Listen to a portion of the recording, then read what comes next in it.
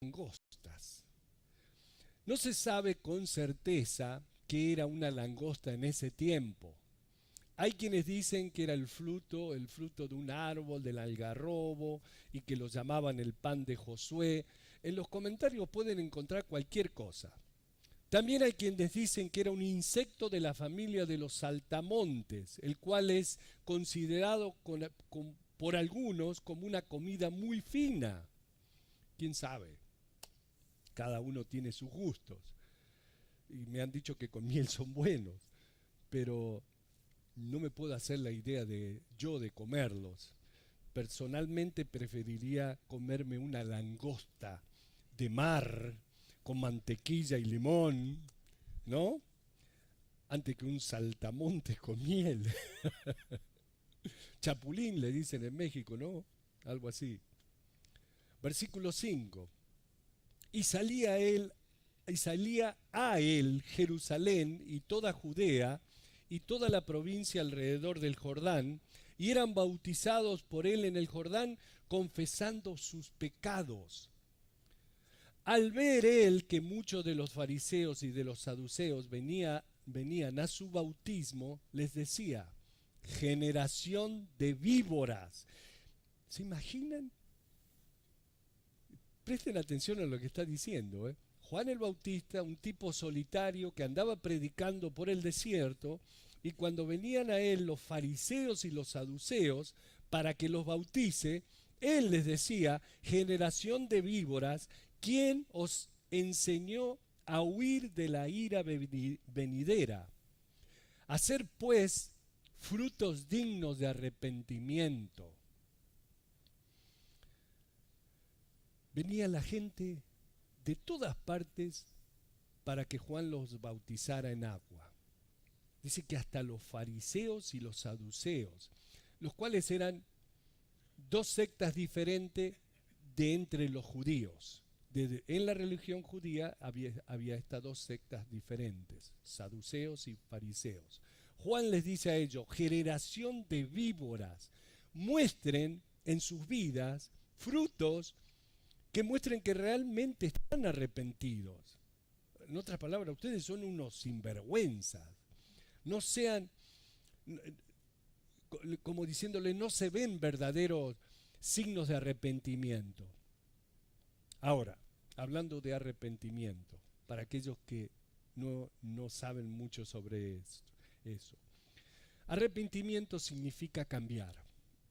Y si una persona no cambia, entonces tenemos razones para dudar de la sinceridad del arrepentimiento de esa persona. Juan veía a los fariseos y escribas y saduceos formados para bautizarse, y les dice: a ver ustedes, generación de víboras, veamos sus frutos para ver que realmente están arrepentidos. Las otras personas presentes sí se estaban arrepintiendo y bautizando y apartándose de sus pecados. Los fariseos vinieron también, pero Juan les dice: yo no los voy a bautizar.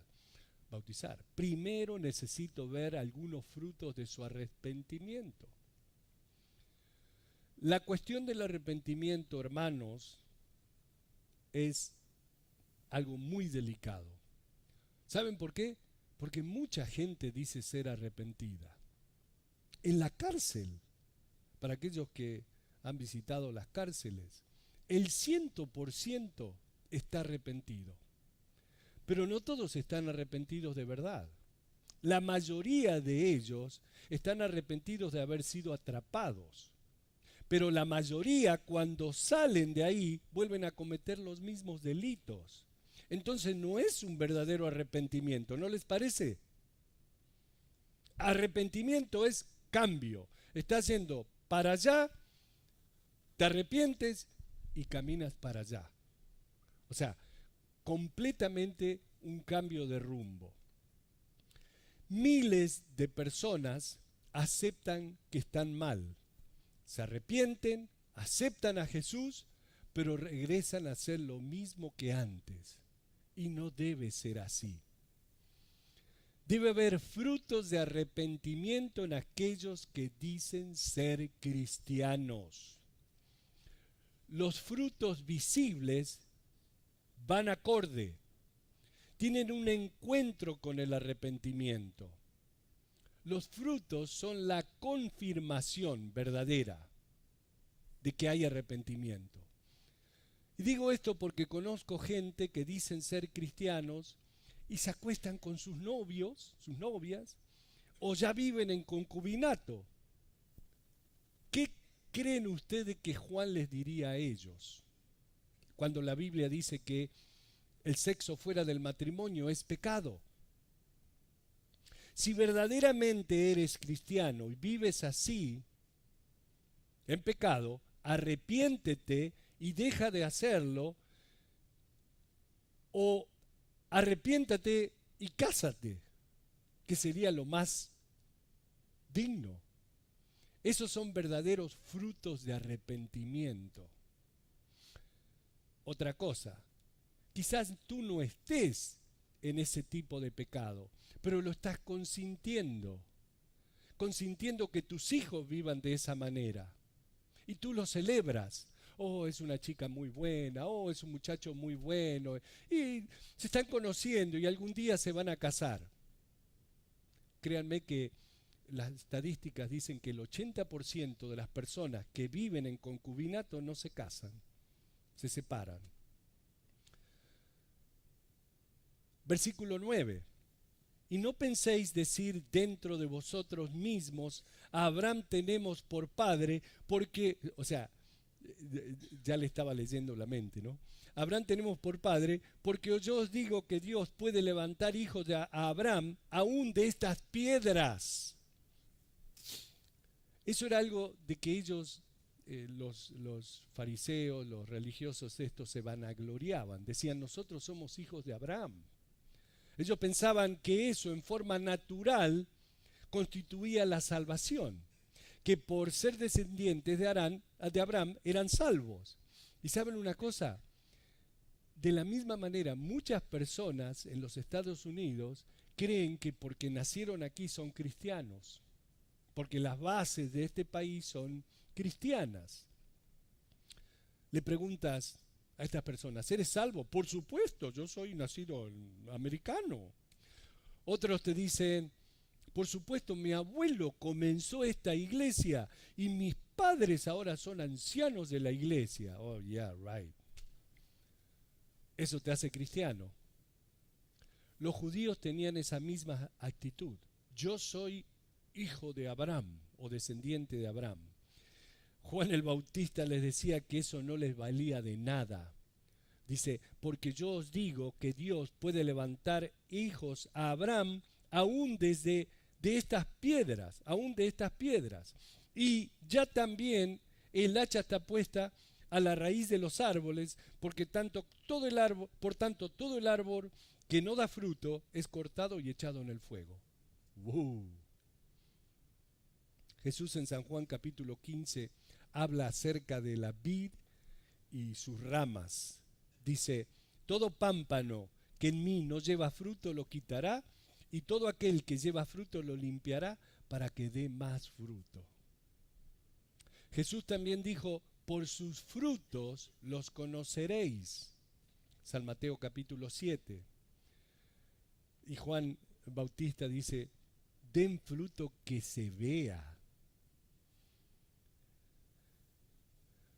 Cuando Jesús estaba con sus discípulos una vez y tenía hambre y vio un árbol de higos, pero cuando vieron que el árbol de higos no tenía frutos, Jesús maldijo el árbol.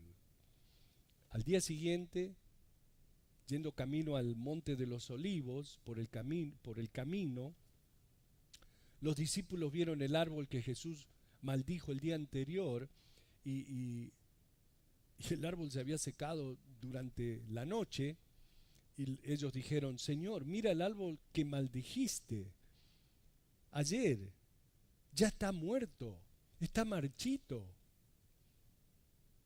¿Saben? El árbol de higo simbólicamente es símbolo de la nación de Israel. el Señor deseaba que la nación de Israel diera frutos verdaderos. Aquí Juan el Bautista está diciendo, el hacha está puesta a la raíz, hablando de Israel mismo. El árbol que no dé buen fruto será cortado. Y esto me hace acordar a Romanos capítulo 11 que compartimos hace unas semanas atrás. El apóstol Pablo dice que Dios cortó las ramas naturales para poder injertar las ramas que no eran naturales. Injertó a los no judíos, a los judíos. O sea, injertó a los gentiles, a los no judíos, al cristianismo. La nación de Israel fue rechazada por causa de su rechazo al Mesías. Dios les dio su Mesías, les dio su oportunidad y ellos la rechazaron. El Evangelio fue dado tanto a los judíos como a los no judíos. Así que no importa que seas judío o no judío, solo existe una forma para llegar a Cristo Jesús. Es el arrepentimiento. O podríamos ponerlo, para llegar a la salvación, la única manera es Cristo Jesús, seas judío o no seas judío. En el versículo 11, Juan el Bautista dijo, yo la verdad os bautizo en agua para arrepentimiento, pero el que viene tras mí, cuyo calzado yo no soy digno de llevar, es más poderoso que yo. Él os bautizará en Espíritu Santo y fuego. De manera que Juan era el precursor. Él no daba testimonio de sí mismo.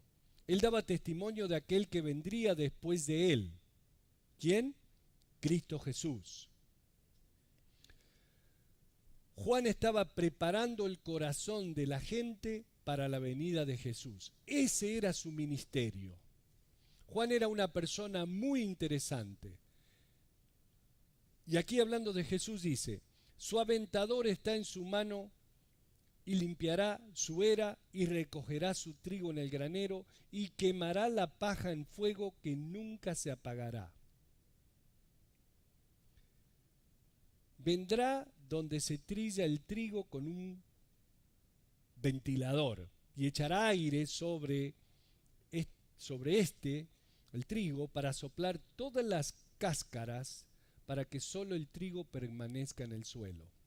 Y la figura aquí es, para que tengan una idea, un ventilador en su mano que limpiará su era, su almacén de trigo, y reunirá todo su trigo en el granero, dejando solo lo bueno y desechando lo malo.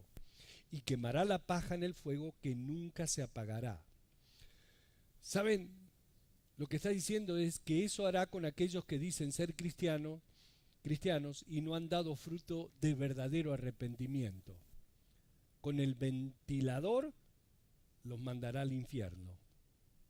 Eso es lo que está diciendo. Versículo 13.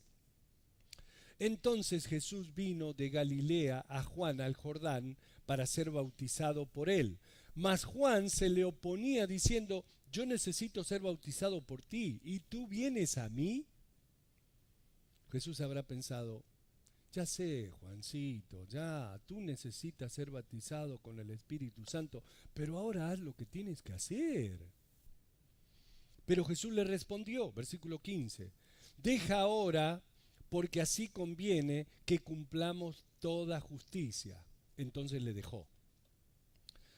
Juan objetó, pero Jesús dejó de lado sus objeciones diciendo que era necesario que él estableciera el ejemplo. Juan sabía que Jesús no tenía nada de qué arrepentirse. Por eso primero se negó a hacerlo. Por lo que Jesús estaba haciendo, pero lo que Jesús estaba haciendo era establecer un ejemplo delante de la gente, delante de nosotros. Y la pregunta es, ¿qué es lo que el bautismo declara? El bautismo habla de la superioridad de lo espiritual sobre lo material. La vida en el espíritu está sobre la vida en la carne. Esa es la proclamación que Jesús tenía que hacer. Y esa es la razón por la cual el mundo se molestó con él. Porque estaban viviendo tras la carne, tras los deseos de la carne, pero Jesús estaba declarando que la vida espiritual es superior a la vida en la carne. Ese es el mensaje de toda la palabra de Dios. La superioridad de la vida espiritual sobre la vida carnal. Eso es lo que representa el bautismo. La muerte de la vida carnal, la vieja vida, la vieja naturaleza, las viejas ambiciones, los viejos deseos, es la muerte y el entierro de la persona. Esto es lo que pasa simbólicamente cuando te bautizas.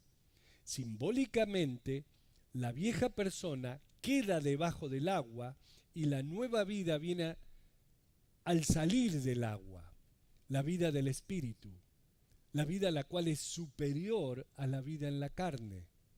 Eso es lo que hace el bautismo. Versículo 16.